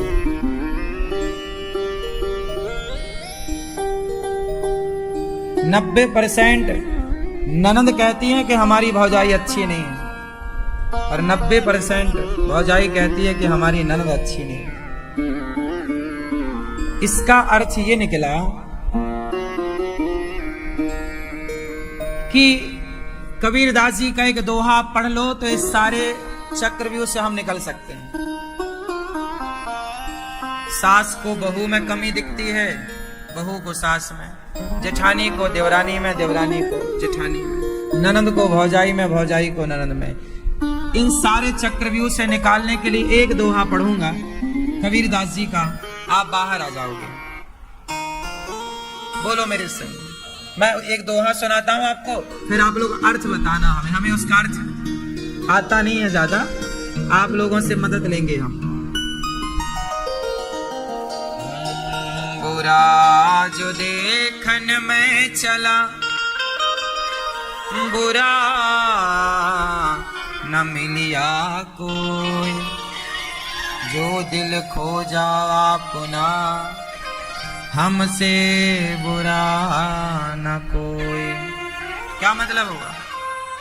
हमें लगता है सास बुरी है, बहू बुरी है, जेठानी बुरी है, देवरानी बुरी है, पर बुरा कौन है? बोलो जोर से। चोर जो होता है उसे ऐसे ही लगता है कि ये भी चोर है। चोर को ऐसा लगता है कि ये भी, गंवार को ऐसा लगता है कि ये भी हमारी तरह है, और संत को ऐसा लगता है कि ये भी संत है, ज्ञानी को ऐसा लगता है कि ये भी ज्ञानी है। चोर गंवार संत मुनि ज्ञानी, जस आपन तस दूसर जानी। जब आप अच्छे होंगे तो आपको सब अच्छे दिखेंगे, जब आप बुरे होंगे तो आपको यदि कोई बुरा दिख रहा है मतलब वो बुरा है कि नहीं, इसकी तो मैं गारंटी नहीं लेता, पर तुम बुरे हो क्योंकि तुम्हें बुराई दिख रही है।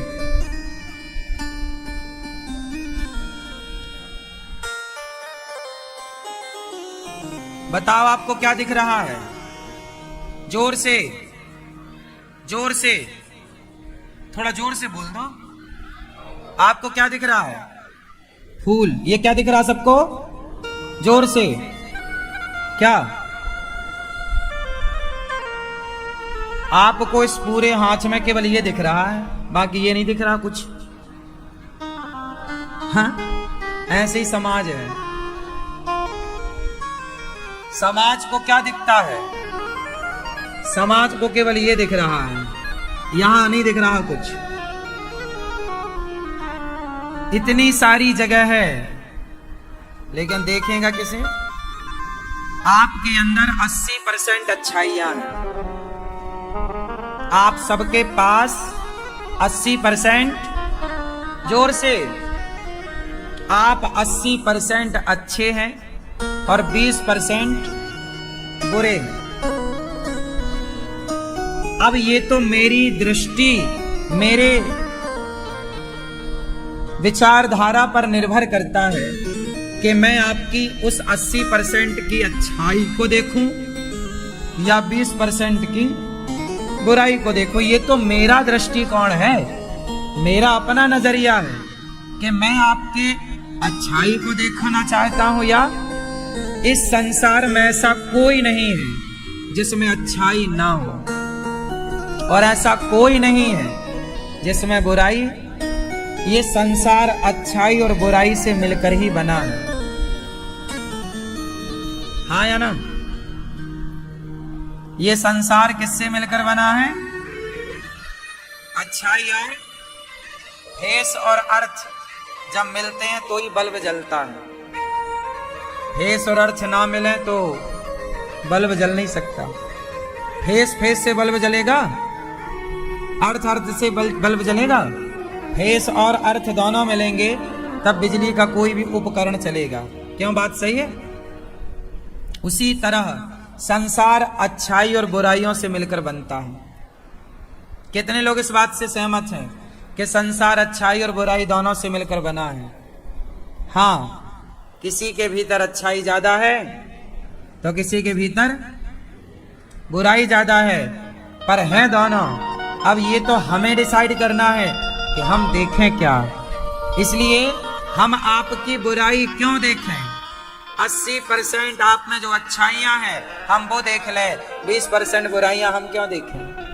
तो यदि मैं अच्छा हूं तो मैं आपकी अच्छाई देखूंगा, और मैं बुरा हूं तो मैं आपकी, तो ना सास बुरी होती है, ना बहू, ना जेठानी बुरी होती है, ना देवरानी, ना ननद बुरी होती है, ना भौजाई। देखने वाले का नजरिया ही बुरा होता है, इसलिए वो कहता है कि ये बुरा है। यदि आप अच्छे नजरिए से देखो तो फिर अच्छा है सब, सही है। तो स्त्रियों को कौन सताता है ज्यादा? जोर से, स्त्रियां। आपको सताने वाली कोई ना कोई स्त्री ही होगी, वो किस रूप में होगी ये मुझे नहीं पता, पर होगी कोई स्त्री।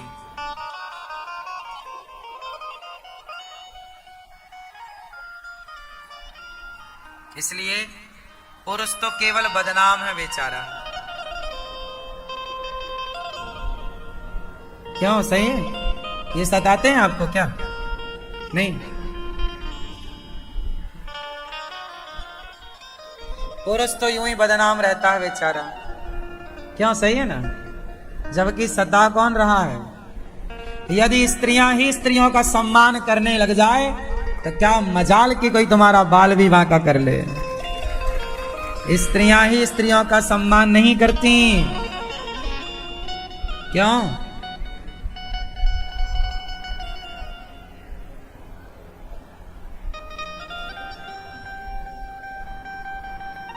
प्रिय भक्तों, धुंधकारी प्रेत बना, तब गौकर्ण जी ने भागवत सुनाई, प्रेत योनि से मुक्त हुआ। जन्माद्यस्य यतोऽन्वयादितरतस् चार्थे स्वभिज्ञः स्वराट् तेने ब्रह्म हृदयादि कवये मुह्यन्ति यत्सूरया तेजो वारिमृदां यथा विनिमयो यत्र त्रिसर्गो मृषा धाम्ना स्वेन सदा निरस्तिकुहकम् सत्यं परं धीमहि। सत्यं परं धीमहि।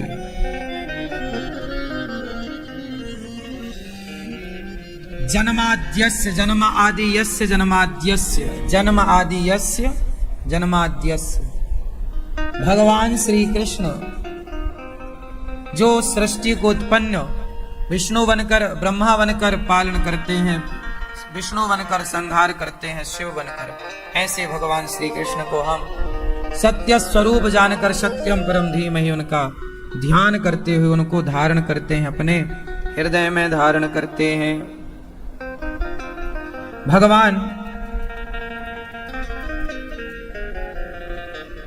धर्मः प्रोज्झित कैतवोऽत्र परमो निर्मत्सराणां सतां वेद्यं वास्तवमत्र वस्तु शिविदं तापत्रयोन्मूलनम्।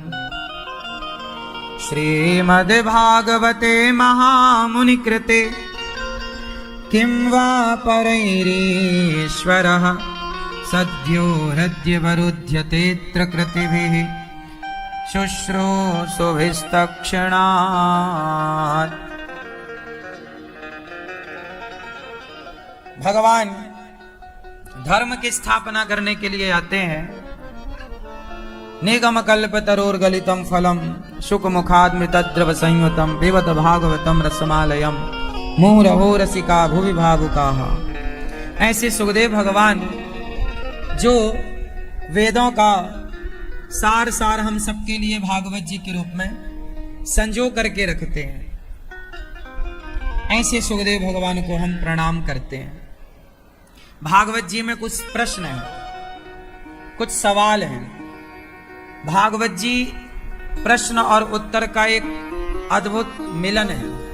ऐसा कोई प्रश्न नहीं है इस धरती का जिस प्रश्न का उत्तर भागवत में ना हो।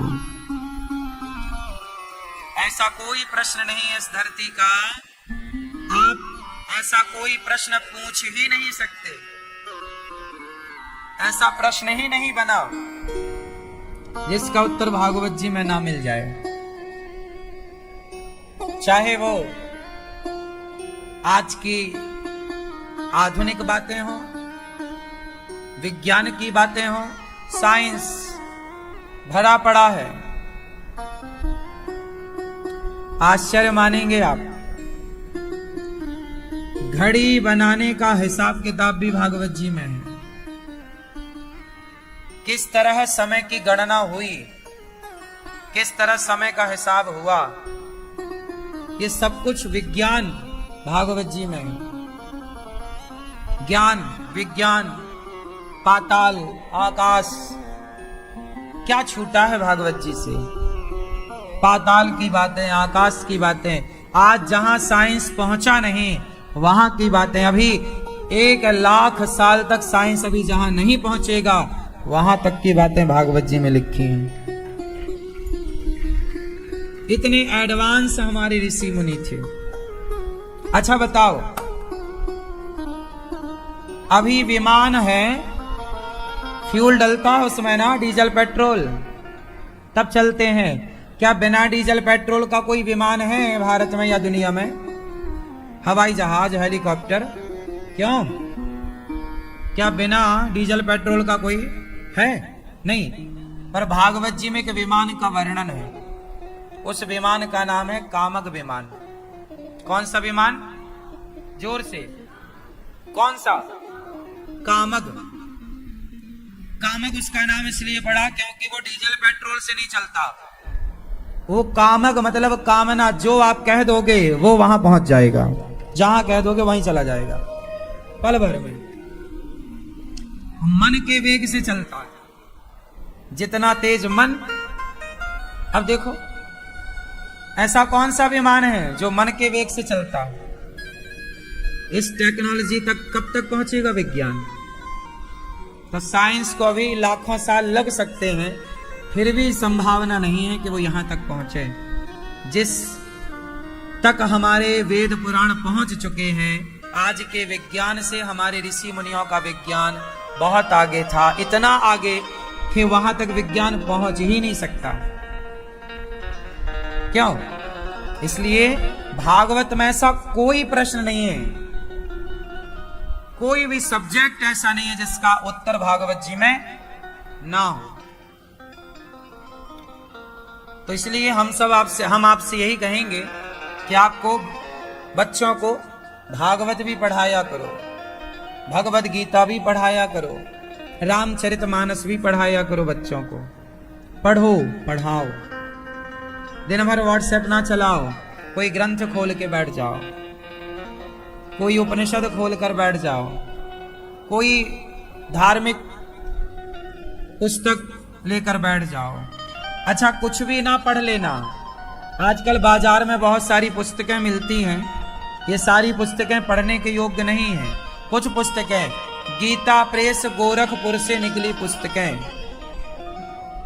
जो गीता प्रेस है, कुछ पुस्तकें हैं, कुछ प्रेस हैं जो धार्मिक सही कर रहा है। गीता प्रेस की पुस्तकें पढ़नी चाहिए।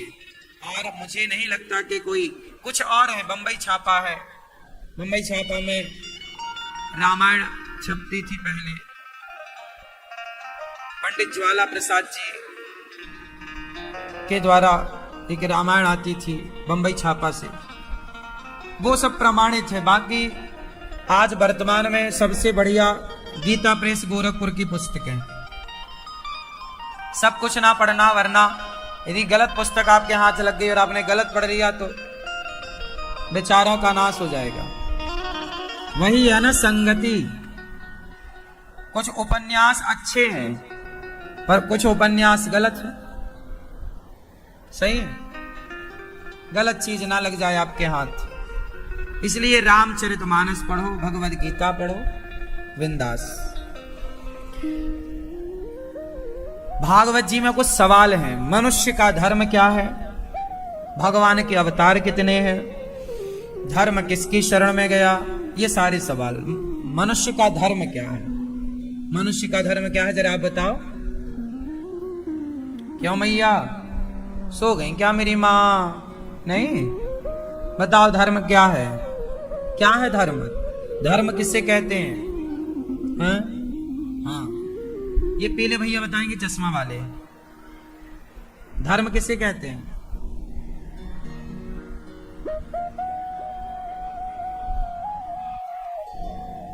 आचरण। चश्मा वाले भैया, धर्म किसे कहते हैं? वो इस धर्म, हाँ, कर्म को। पीछे वाले भैया, चश्मा वाले, छोटू हमारे प्यारे भैया, मेरा भाई, बोलो। कर्तव्य। कौन सा कर्तव्य है? है? जीवन। जीवन का नाम धर्म है। किसका जीवन? बकरे का कि आदमी का? चश्मा वाले भैया, हाँ? जीवन का कर्तव्य उसने जीवन में बोला, कर्तव्य आपने दोनों को जोड़ दिया। ये हो गई नकल चोरी। पीछे वाले हमारे दादाजी बताएंगे। हाँ हाँ हाँ, ज्ञान तो बूढ़ों ही के पास है। धर्म किसे कहते हैं? सत्य को ही धर्म कहते हैं बेटा। धर्म किसे कहते हैं? सत्य को। धर्म न दूसर सत्य समाना, आगम निगम पुराण बखाना। सत्य बोलना ही धर्म है। धर्म की 3 परिभाषाएं, आप 3 में एक भी बोल देंगे तो काम बन जाएगा। और बोलना बस नहीं है, फॉलो करना। पहला परिभाषा सत्य। धर्म किसे कहते हैं? जोर से। राजा हरिश्चंद्र बाजार में बिक गए किसके लिए? सत्य के लिए। यही धर्म है कि आप अपने वचन से ना मुकरें, वचन पर रहें। यही धर्म है। धर्म की दूसरी परिभाषा है दया। दया क्या है? बोलो। दया ही धर्म है। जीव मात्र पर दया, सब पर दया करो। कुत्ता, बिल्ली, चींटी, पशु, पक्षी, सबको, सब पर दया, सबके प्रति दया, सबकी सेवा। धर्म का तीसरा भाव है सेवा। सत्य ही धर्म है, दया ही धर्म है और सेवा ही धर्म है। ये तीनों को आप धर्म कहिए, ठीक है? यही धर्म है। अब आप में से कुछ लोग कहते हैं आपका धर्म क्या है? चश्मा वाली मैया, आपका धर्म क्या है? भैया बताएंगे आपका धर्म क्या है? सेवा। आपका धर्म क्या है? हाँ? तो करते हो केवल कह रहे हो? करते। किसकी? हाँ? माँ के पांव दबाते हो, ठीक है। तो शादी हो गई? बढ़िया। आप धर्म क्या है? मतलब आप किसे मानते हैं धर्म? आपका धर्म क्या है? हाँ? दया। दया धर्म। तो आप दया करते हैं किस पर? सभी पर। पत्नी पर दया करते हैं? ठीक है। धर्म किसे कहते हैं? धर्म क्या है? अब सुनो, सबका धर्म अलग अलग है। यदि आप पुत्र हैं तो आपका धर्म अलग हो जाएगा। यदि आप पिता हैं तो आपका धर्म अलग हो जाएगा। यदि आप राजा हैं तो आपका धर्म अलग होगा। यदि आप प्रजा हैं तो आपका धर्म अलग होगा। यदि आप गुरु हैं तो आपका धर्म अलग होगा। यदि आप शिष्य हैं तो आपका धर्म अलग होगा। यदि आप अतिथि हैं तो आपका धर्म अलग होगा। हाँ या ना? सही। तो धर्म तो एक है, लेकिन वो हर सिचुएशन पर, हर परिस्थिति पर उसको अलग, उसके मानक होंगे, अलग उसकी परिभाषा हो जाएगी। जैसे मैं अभी आपके बीच में बैठा हूं, तो यहां बैठ करके, व्यासपीठ पर बैठ करके आपको कथा सुनाना, ये मेरा धर्म है। आपका सही मार्गदर्शन करना, ये मेरा धर्म है ना? जब आप पिता बनते हैं तो पिता का पुत्र के लिए धर्म अलग होता है, और यदि आप पुत्र हैं तो पुत्र का पिता के लिए धर्म अलग है। क्यों? आप बताओ। आपके पिताजी हैं? नहीं। माताजी? आपके पुत्र है? बताओ पिता का धर्म बताओ क्या होता है? आप पिता हो ना, तो बताओ पिता का धर्म फटाफट मुझे सुना दो। पिता का धर्म क्या होता है? पिता तो हो ना? कंफर्म है? तो फिर इतनी देर का है? पीछे वाले चश्मा वाले भैया, आप पिता हो? बताओ पिता का धर्म क्या होता है? बैठे बैठे।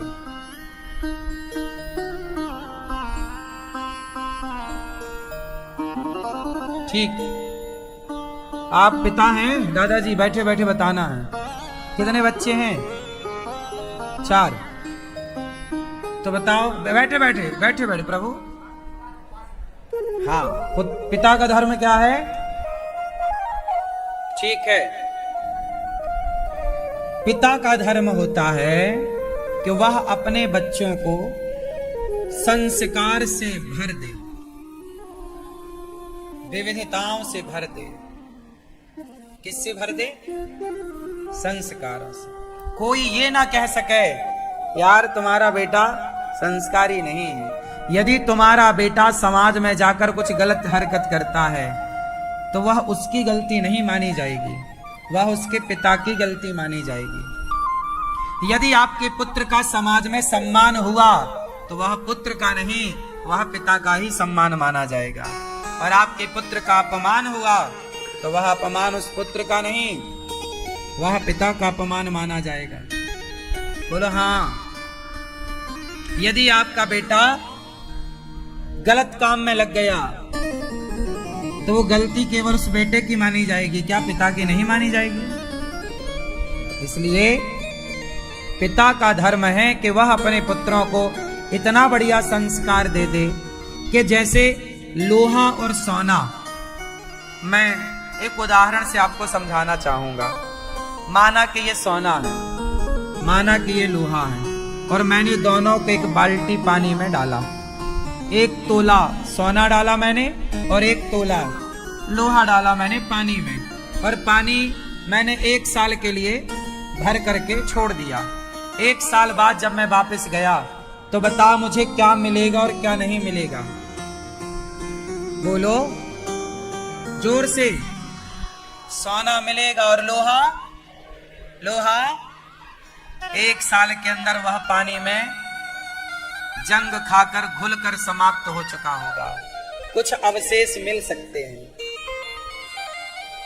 कुछ अवशेष मिलने की संभावना तो है, लेकिन जस का तस तो केवल सोना ही मिलेगा।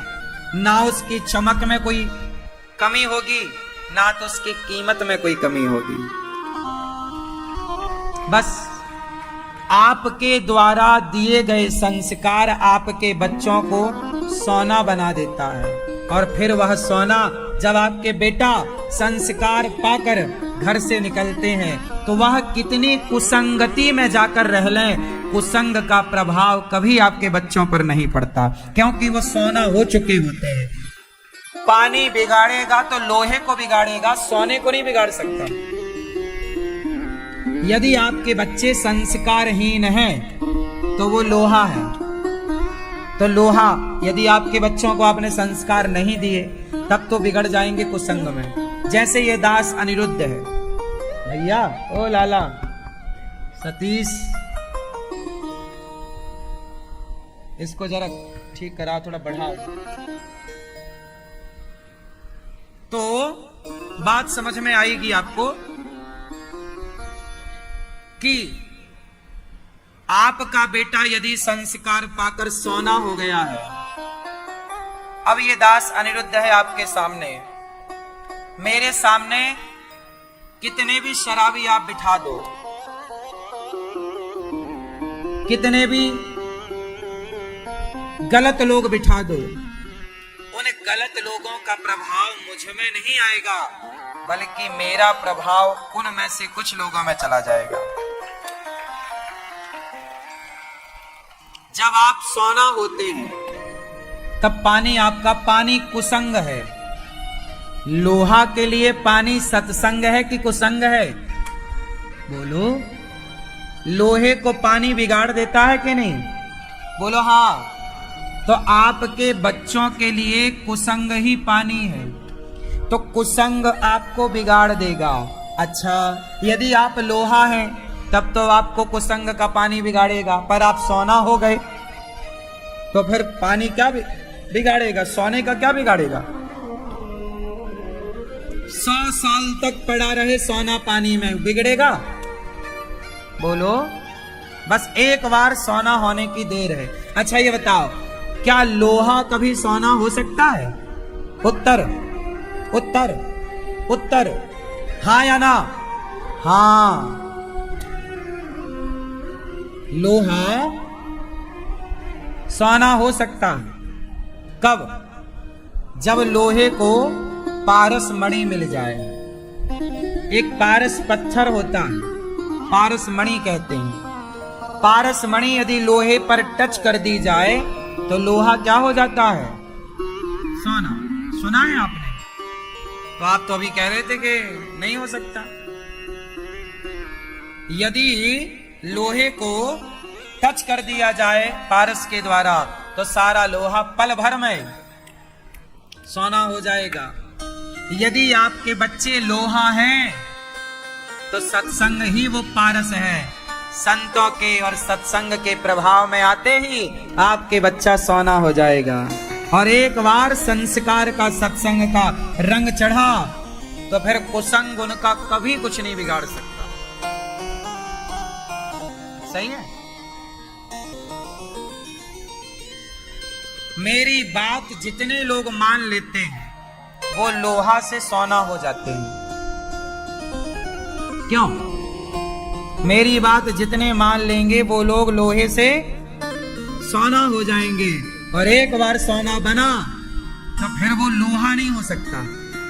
पारस के टच से, स्पर्श से लोहा सोना तो बन सकता है, फिर वो सोना कभी लोहा नहीं हो सकता।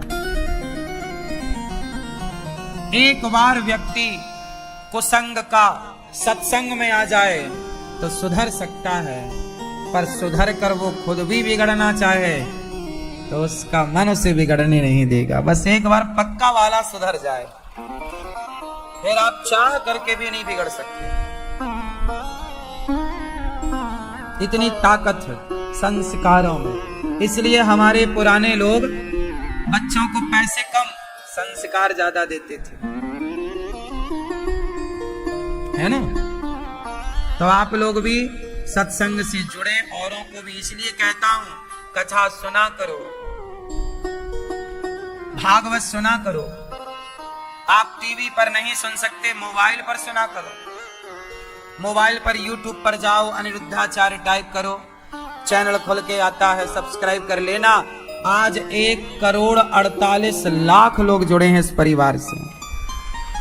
अनिरुद्धाचार्य परिवार से कितने लोग यूट्यूब पर जुड़े हैं? 1,48,00,000 लोग। तो आप भी जुड़े। आप में से कितने लोग इस परिवार से जुड़े हैं? कितने लोगों ने यूट्यूब पर चैनल को सब्सक्राइब कर रखा है? नहीं किया तो फास्ट करके जुड़ जाओ, क्योंकि आप लोहे से सोना होने जा रहे हैं। कीमत तो देखो बढ़ती है। एक मक्खी की कीमत क्या है?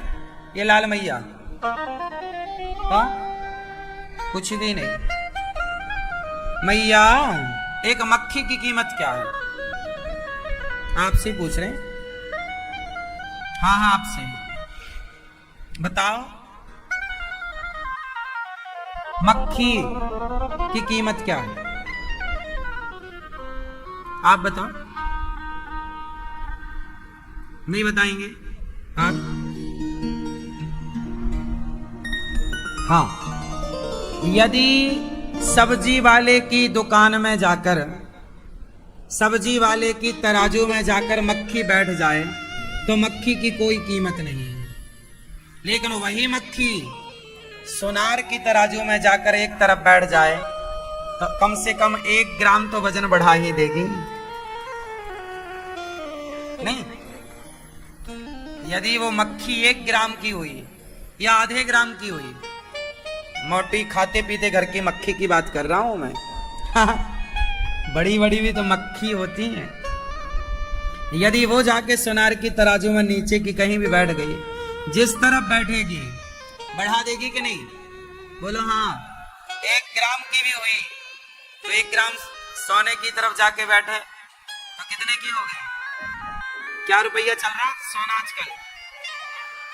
40,000, 75,000। तो भैया 75,000 1 ग्राम कितने का हुआ? 7,500 लगभग। 7,000 तो कहीं नहीं गए। क्या? तो मक्खी सब्जी वाले की तराजू में बैठे तो मक्खी की कोई कीमत नहीं, पर सोनार की तराजू में बैठ जाए तो 7,000 की हो गई कि नहीं? बस यही है। आपकी कीमत तब बढ़ जाती है जब आप अच्छी जगह उठने बैठने लग जाते हैं। आप यदि सत्संग में बैठेंगे तो आपकी कीमत ऑटोमेटिक बढ़ जाएगी।